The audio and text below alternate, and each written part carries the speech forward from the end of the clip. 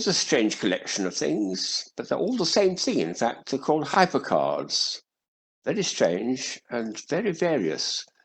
It started out life, I think, as one of these cards which said itself something about impossible card. You had to make a cut here and a cut here and a cut here. And it ended up with a curious looking object, which was like that. You turned it round, it still looked very strange, because when you try to imagine how it was produced, when you flatten that, that's nice and, as it was, that's nice and flat, but this is in between. So what's happened here? Well, the answer is very simple. All you did was to cut the card and twist it. There's the card restored. And now with a single twist, like that, now you've got this strange object which looks so mysterious, peculiar. It's better on a base, actually. I'll put it on a base and it's easier to see. So lots and lots of versions of these. I think, for instance, quite a number of people thought of the idea of putting into a business card. So here's a business card of my friend James Getty when he was helping with exploratory. And his business card twists like that into this wonderful hypercard format, which makes it look so impossible.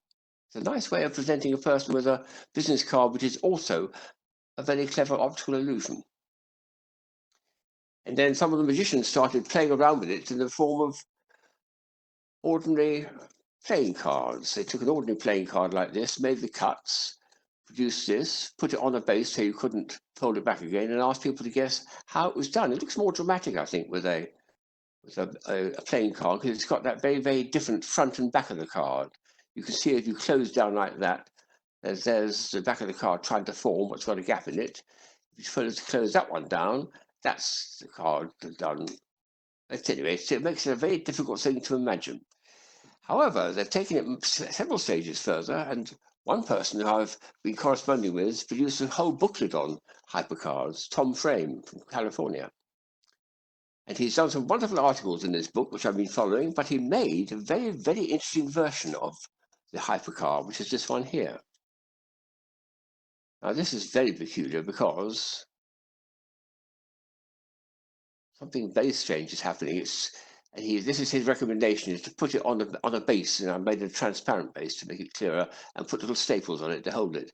Now, if I flatten that, look on the back, there's most of the back of the card formed, but not quite all. Do that, and there's the rest of the card. Or on the front, there's most of the front of the card, but not all, and most of the front. So what's going on there? Ah, well, his starting point is not what you expected. It's sigh, one of those. Yes, he went to a card manufacturer and had some specially made like this, and you've got to put a cut here and two cuts up there, very, very careful cuts too, and you get this extraordinary effect when you give it a twist. That's a very nice version of the hypercard, I think, one of my favorites. But then other people came on board, and a particularly nice one was this one here, which again I mounted so that it's on plastic and you can't easily see how it's done. I stapled it here and here, and it's got two wings. And if you flatten one wing or flatten the other, it's just impossible. So the starting point for this is a flat card like that. And now this time you do a double twist. That's the difference. You twist once and you twist twice. And then you've got these two little wings sticking up and the rest of the card, what's left of it, in the background. Very interesting idea, that. Then sometimes people produce them not with playing cards at all, but just this one here, which I've had for many years.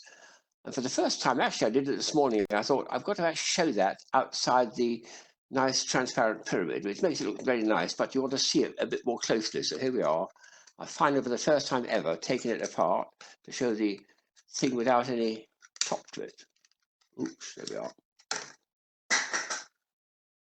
They say that the answer lies in the stars to the answer to the problem of life. Well, this one doesn't lie in the stars, it lies under the stars, because under those stars are hidden little cuts. And with that, you can then restore it to an ordinary disc with little decals in it. Very nice idea, very nicely thought out, very nicely produced. I've got one more to show you, which is produced by a friend of mine. I'll put it on a card like this. That's a hypercard invented by Alessandro, one of my puzzle friends. And I won't show you how it's done. You just have to work it out yourself or cut it out yourself to try and find out how it was done. How was that hypercard made? Something very strange going on there. And well, you'll find out soon enough. So have a go yourself. And the other one is something that you could do with your business card. It's a very nice, clever concept. I've got a feeling in the back of my mind there's about 2 or 3 other designs I've come across in Japan, which I'll have to dig out and show another time. But these ones I've shown are a nice variety of a very, very clever idea. So I'll leave that one with you to work out, see if you can solve it.